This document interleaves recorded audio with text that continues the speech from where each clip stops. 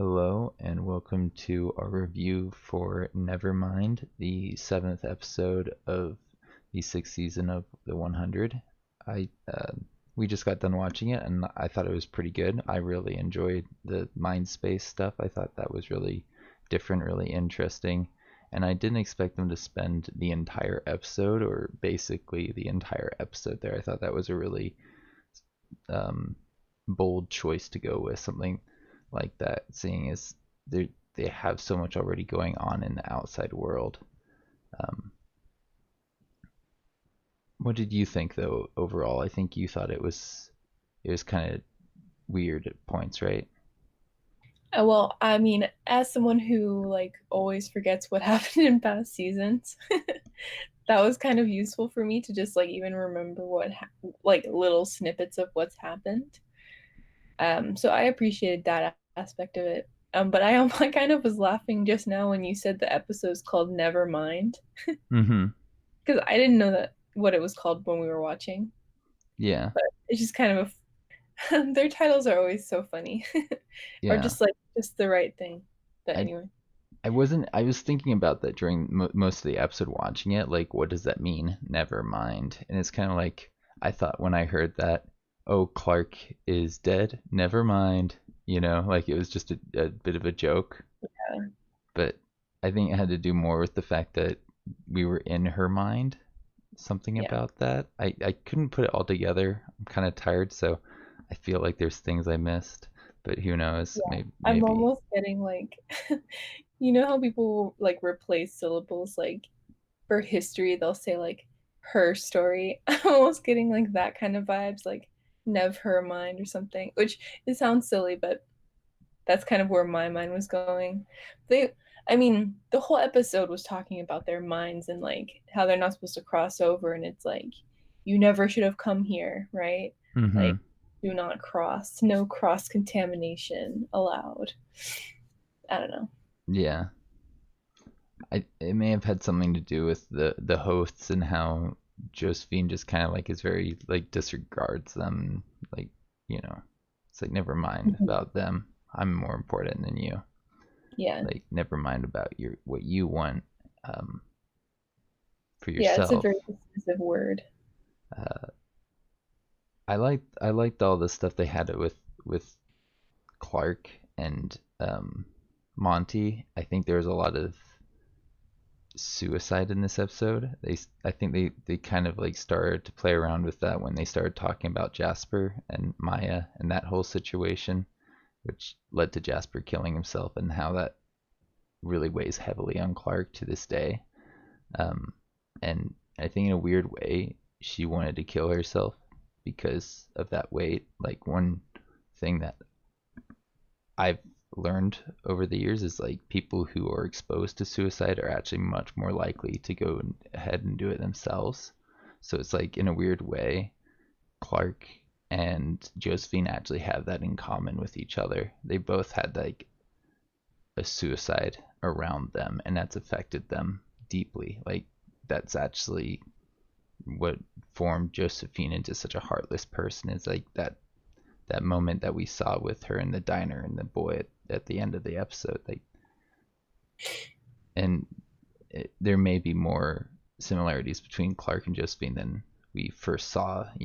I think that's actually one of the first humanizing scenes that they've given Josephine, and I want to see more of that from her. I want to see if there's actually somehow a path to redemption for her. I doubt it, but like they're giving Dioza a path to redemption. Like it's possible that she's just as damaged, and there's there's something they can learn from her. I mean, Allie was a massive villain for an entire season, but it turns out she just wanted to help them, and in a weird way, she is the reason Clark's alive. She saved Clark by like trying to put her in the city of light with some neural network, that little wafer thing, I think, right? Yeah. I think they may be hinting at Josephine's not like the main villain. Like maybe Gabriel's not the good guy that we think he is. Like he's been kind of put up on this pedestal as the opposition to these bad people, but in this world things aren't so black and white. It's usually shades of gray. I mean, he's the opposition, like, I guess, but he still is. What did they call the process? He's still doing that. He Um, took a host 95 years ago, but he may have stopped. He may have had a change of heart, I think. how long was Josephine not in a host? I think it was 20 years or something like that. I can't remember exactly. Hmm, okay. Yeah, it's I think he had a change of heart, and then things got more difficult, probably due to his change of heart. There's the Isaac seemed to say something about, or I forget who exactly. Josephine seemed to indicate that the bloodline was getting worse because of the Knowles, but I feel like Gabriel, as the person who was like in charge of that, could have actually influenced it without her even being aware of it. Or maybe that's just like the story they tell people, you know? Who knows if that's entirely the truth? They're not entirely the most truthful people. They like to keep things secret. And at least Russell does, you know. Josephine was more about like just come out with the truth and try and confront them, but they do have Mhm. some secretive tendencies, I think.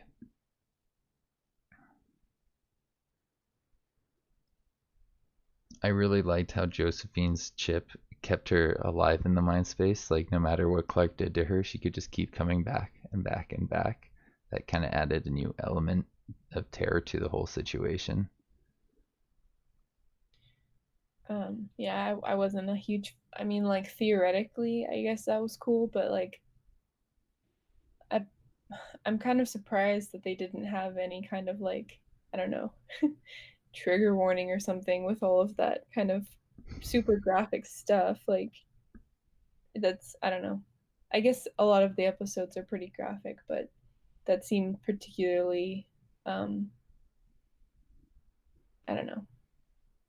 They've had plenty of gory stuff in the show before. I think maybe the difference was because it was a door. Maybe for you, it seemed more real than somebody with a sword attacking somebody. Like they've definitely had plenty of blood on screen, but I don't think maybe like that. Like it seemed to be coming out of for yeah, it did seem a little bit graphic. Um, but like that was I think the only time they killed her. Oh no, wait, no, the collar. No, wait, the collar was pretty bad actually. I forgot about that. Yeah, she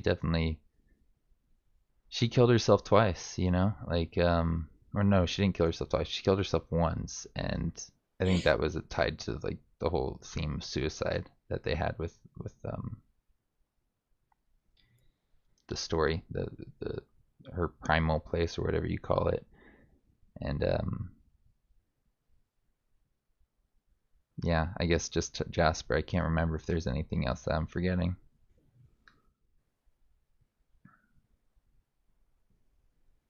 I like the password was 102 and not 100 because, you know, people do forget that Bellamy and Raven weren't part of the original 100 that were sent down there.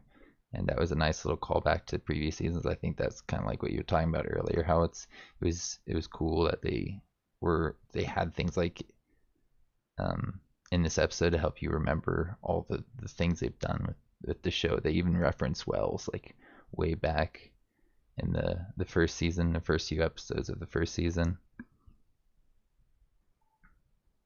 Oh, I did write down that I thought it was cool that Monty was the part of Clark that came to hit her and was like, you shouldn't kill yourself because that's not the how you make the world a better place. That's you giving up. That's you doing what Jasper did, taking the coward's way out. Because that's really how Monty felt about it, and I think that would have stuck with Clark. And I like that even though she kind of was able to rationalize it to herself, like a deep part of herself was able to manifest itself and and show her a better way. Because I really do think Monty's got it right for whatever reason. I think there some writer really identifies with Monty and they give him some really good lines like that. Hmm. What did I put this? Oh, right.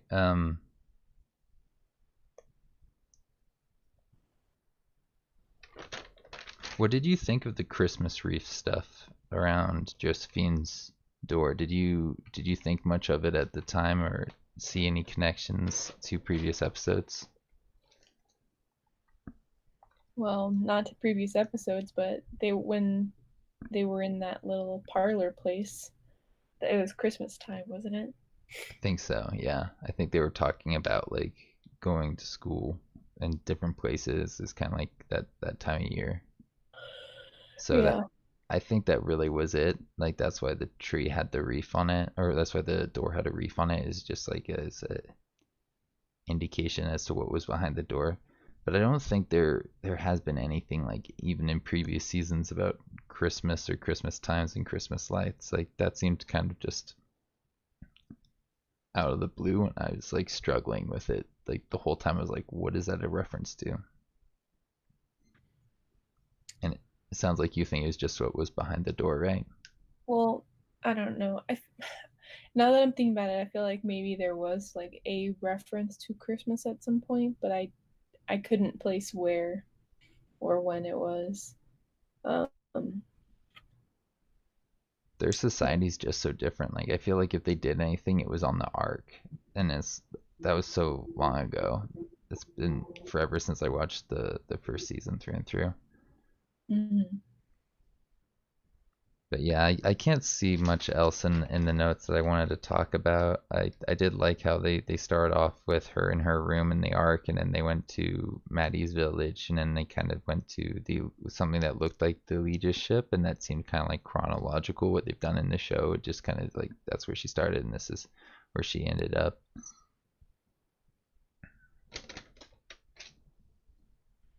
But then they went back to the throne and I guess the memory of killing Finn. I really was expecting Finn to jump out and try to save her and beat up Josephine or maybe Lexa to do that, but I guess they couldn't get those actors. They could get Monty, they could get the dad, but they couldn't get everybody, right? Yeah. Or maybe that's I what mean, they wanted us to expect. yeah, I don't know. They got a lot of people who aren't around very much, I think, for this episode, right? At least like five characters or something. Mm-hmm. And what's interesting about that is they have so many storylines and actors that they can already call upon. The fact that they're calling the dad back in and Monty, they're bringing Monty back in when they have the Riker storyline. They have Murphy, they have Raven, they have all these little characters that they barely check in with. They just they have so many things going on. It's hard to cover all the people. Yeah. I don't think that many of those characters are going to make any more appearances. Yeah. The dad did seem like a bit of a distraction, to be honest, from the rest of the episode. I really felt like Monty added a lot to it, but the dad really we could have done without. It was kind of cool that he helped her figure out that she was alive with the whole listening to the rain and hearing the heartbeat. That was like a really well done scene, but we didn't need him to do that. I would have much preferred they found a way to bring back Finn or Lexa just for a little fight scene because she's pretty cool. It could still happen. I mean, Clark's still in there, right? So, I think it's more likely we'll see Allie again than we'll see Lexa because since they brought her back, like they have the actress around. I could see them shooting more scenes with her just because she was there on set.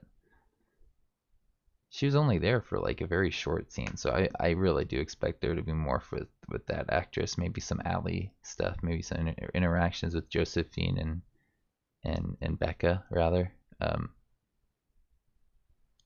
Because we haven't seen much about that whole interaction and how they actually got Nightblood on this science thing. But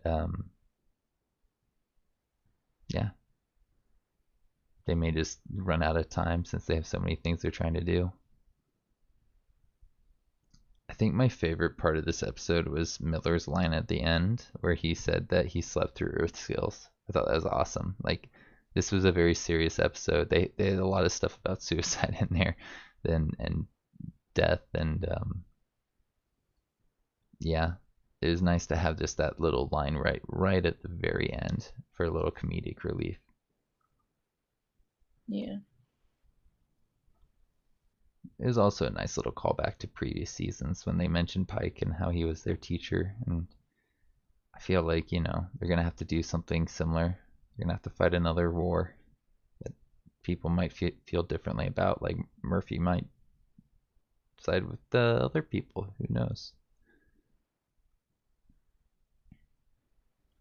But that's everything I had in my notes. I don't think there's anything else here. I'll take a quick look over. Is there anything else that we should talk about before we wrap this up? I don't think so. Oh, Octavia was one of her projections. We didn't talk about that at all. I thought it was interesting that we had Octavia um, kind of talking in the mind space. And I remember something in the trailer about Octavia fighting Octavia. Do you remember that? Um, yeah, that was like a little snippet. I mean, the thing I thought when Octavia showed up in that was that I was like immediately like, oh my God, did Octavia die? Because I don't think that happened. No, she was dying. But everyone else who was in the visions or whatever is dead, right? So That's true. unless I'm so, I mean, it hmm. was the dad and Monty, but I think she saw her because, Well, and Maya, oh yeah, and Maya. You're right. How did I and forget that? technically Josephine is, has died, Mm-hmm. right? And Finn was in the vision, or I think they flashed back to that the was a memory. season. Yeah, Like they didn't actually have him come back for a scene, but yeah. right. I actually hadn't thought about that. That Octavia was like the one projection that wasn't quite dead. But I She's just, getting there. huh? She can't die. She's getting there. I mean, she was like having that old person syndrome, right? Yeah, Rapid, like I don't know, I think they'll age find a way. acceleration. That she's pretty beloved. I mean, who Well, yeah, I mean, of knows? all the ways to kill Octavia, that would be a really dumb one. She doesn't even get a wire's death. She just I gets mean, sick. yeah, she just freaking gets old really fast. Like, come on. That Her would be so arm. lame. They would never do that, and I hope not, I because that would mean, be so hated by the fans, they did right? kill off Lexa Well, in a pretty like awful way, and I think people hated that. So it's not impossible. it's not impossible, but I just, man, if they, mm, mm, mm. I doubt it. I think they learned the lesson when they got rid of Lexa, and they all really love the actress that plays Octavia. So I don't think they would want to get rid of her. I think they try and keep her around as long as possible. Maybe she's asked for too much money. Maybe she knows how important she is, and they're like, we can't afford you anymore. I, but I don't think that's going to be the case. I think they'll keep her around. I think she likes the role and wants to keep portraying it. It's a pretty special thing. So why jeopardize that? Hmm. Well, But I guess we'll find out next week if she's still alive or not. Maybe, hopefully. I think we'll see that fight from the trailer, the Octavia versus Octavia in the mind space of Clark, and I don't know how exactly that's gonna play out. Like if she's gonna have to like convince Octavia to help her, and like a version of her will try and help her. But I think they're Mhm. gonna have a lot more like stuff in the mind space. I don't think Clark's getting out of that next episode, but I don't know. I could be wrong. Anyways, yeah, I think this is a good point to wrap it up. If you enjoyed this episode, don't forget to leave a like and to subscribe. We'll see you around for the next one.